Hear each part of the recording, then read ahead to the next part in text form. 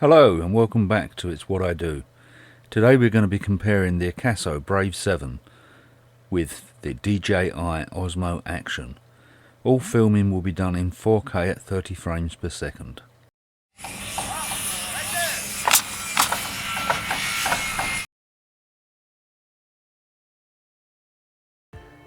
So this is the pictures from the unboxing of both cameras.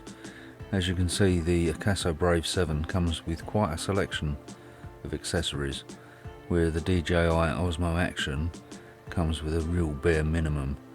And one disappointing fact with the Osmo Action was there is no mount with a 1/4 inch screw thread.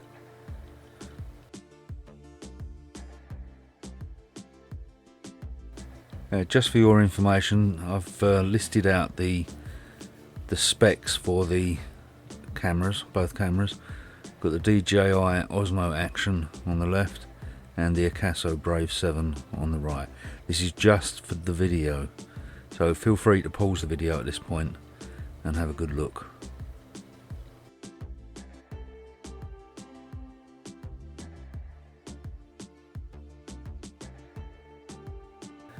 Right, I've mounted both cameras to the bonnet or hood, if you're in America, of my van, and the first thing you'll notice is the DJI Osmo Action seems to have a wider field of view than the Brave 7. However, the Brave 7 seems to have a brighter picture. I think the Osmo Action just edges it on quality, but this is both with the image stabilization on, and I'm quite impressed with both pictures, to be honest. They're both very usable. Let me know what you think in the comments down below. Which one do you prefer? I think it's a very close call. Very close. I'd say the Brave 7's probably got more saturation of colour than the Osmo Action.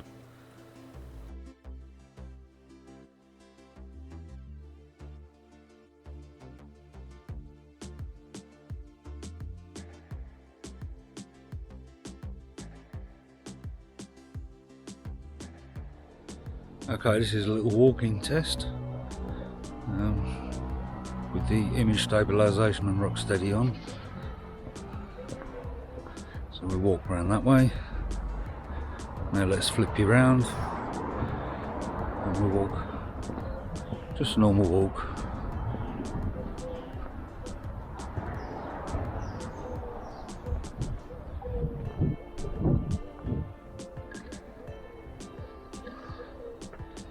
Okay, now we'll have a little jog.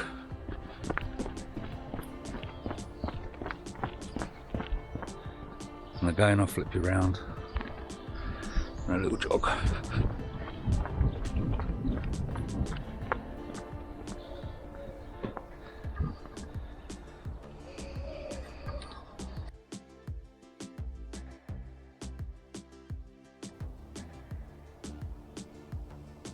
So this is night mode.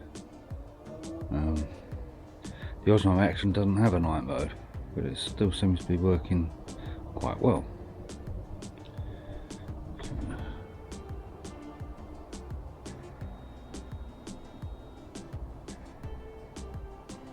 You can see it's pitch black.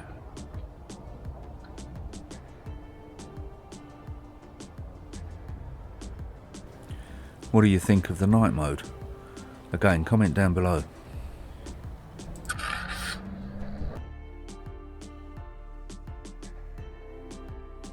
These next two sections are actually filmed during the video I made of me removing the covers off my pond. In this one the cameras are mounted on a tripod, and you can see that the DJI Osmo Action does have a wider field of view than the Brave 7, even though the Brave 7 has got a 170-degree viewing angle. You can also see the colour saturation is a bit higher on the Brave 7.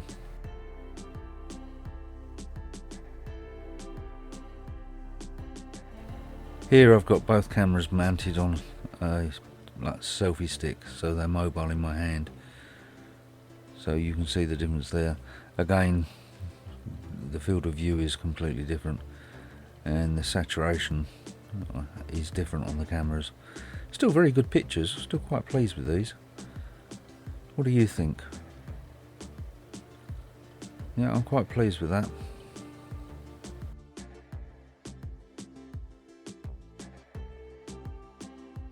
Okay, this is filmed at 1 frame every 30 seconds, and this one is 1 frame every 3 seconds.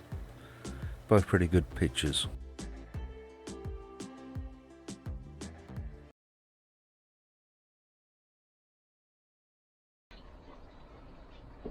This is a sound test of the internal microphones. So sound test 1, 2, 3, 4. 1, 2, 3, 4.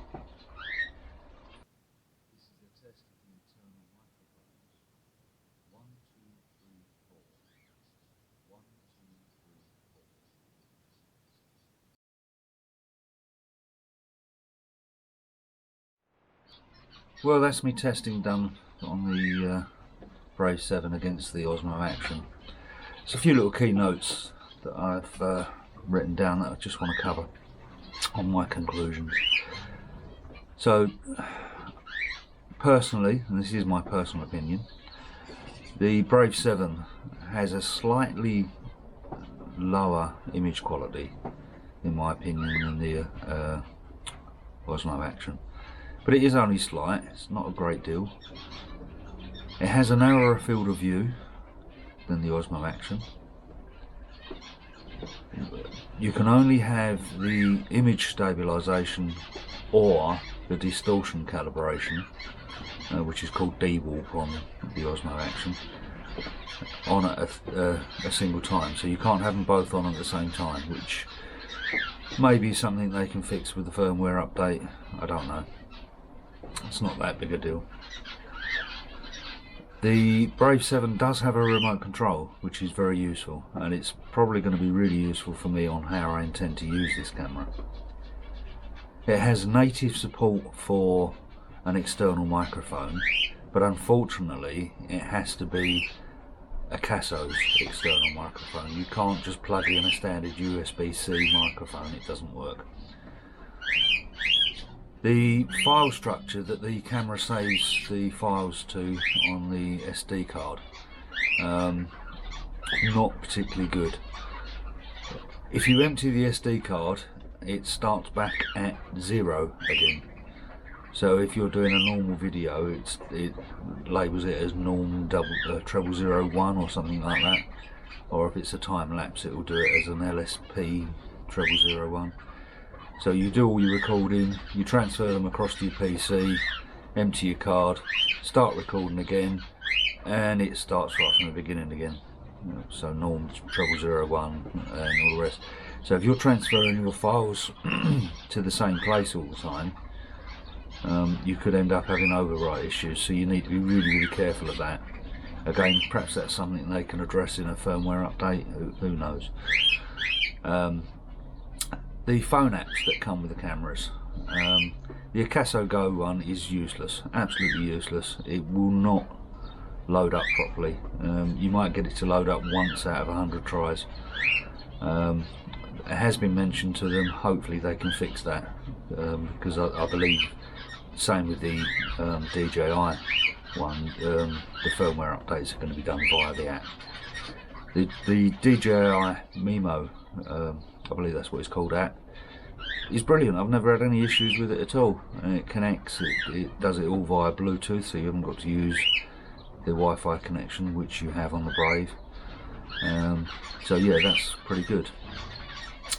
And we've just witnessed the sound issue that we have with the Brave 7. Now I have been in touch with Akaso via email. They do have a tendency just to send out like a blank pro forma kind of reply, but they do that very quickly. But if you actually push them, you'll get a proper reply from them. I've addressed the sound issue, and what they've said to me is they're going to be working on a update for the firmware to see whether they can resolve the issue with that. But in the meantime, what they've said to me is they're going to send me an external microphone to see whether that sort of solves the issue for me. I don't know whether it will be that big an issue, because I'm not going to be using the camera for vlogging or sound or anything like that really. It's going to be used mainly on the motorbike, so it's one of those things. You have to make these decisions yourself on whether purchasing something that's got a known issue, albeit at a fraction of the cost of the Osmo Action, whether it's worth it or not. You just have to make that decision for yourself. Hopefully they're gonna fix these issues with firmware updates and such like, and if they do, then they've got a real winner on their hands with this one. It's a reasonably cheap price at $149, I believe it is, whereas the Osmo Action on DJI's website is something like $350. So it's a huge saving on the actual list price. Admittedly, the Osmo Action, you can get it a lot cheaper if you shop around, and if I can find the right link, I'll drop you a link below. I think it's an Italian supplier at the moment, but you can get it for just over £200. Yeah, £200, UK pounds that is. What that works out in dollars, I don't know. I actually bought my one from eBay, again by shopping around. I got it from eBay. It was Argos's eBay account, and I got my camera for £209. So I don't know, as I say, it's entirely up to the individual. If it's worth it to you, then it does record quite a good image.